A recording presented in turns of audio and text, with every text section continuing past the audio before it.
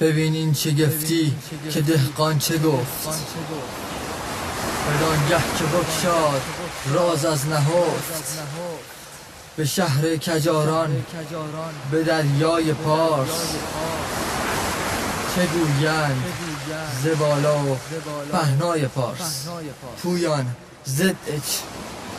بشین گوش کن تا بگم از خلیج فارس. تویی که میگی این خلیج ماست. این چیزا که میگم میشه زمین ساز، تا روزی رو نبینی باز که رقیبی باشه واسه رقابت با خرید خاکه. شاید مثل وطن دست به دست غریبه هاشه، بزدل افتخارش انحصاری مال ما بوده، واسه حمایت ازش همیشه ساز ما کوکه. پس خیال برد نداره که به خرج ما نمیره، که پا بذاری جلو کسی صد رات نمیشه. تمدن بشر کنار این آبا پا گرفت و میدونی که بودن و هستن پارس ها صاحبش، و این یعنی گذشت سالها خاطره به اسم این خاک که روش نوشته ایران.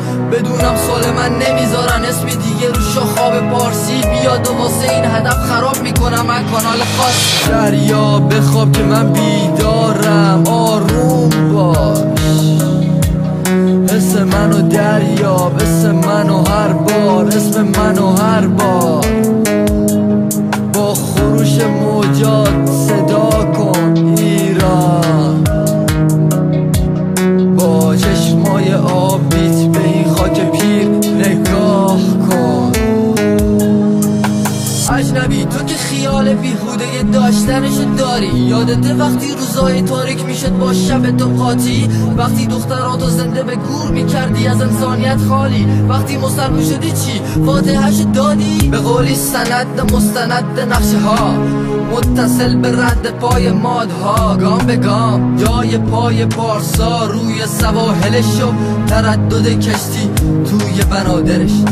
استفاده از خمره‌های ضد آب برای تجارت، یادگاری از دوران ساسانی، پر از تاریخ، پر از افتخار داریوش.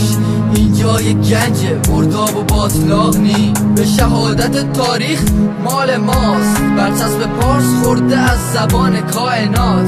جوون میدونی که این دریا قلب زمینه، غرق کمینه. منم ترسم از اینه که خدشه ببینه، از طریق دستایی که پشت پردست و کاری میکنن که در میارن کفر هر کس رو. شاید استعمار پی، یا شاید یه بازیه که ما توش قرار استفاده شد. دریا بخواب که من بیدارم، آروم باش، حس منو دریاب، اسم منو هر بار، اسم منو هر بار.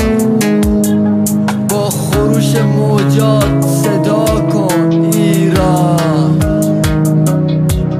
با چشمای آبیت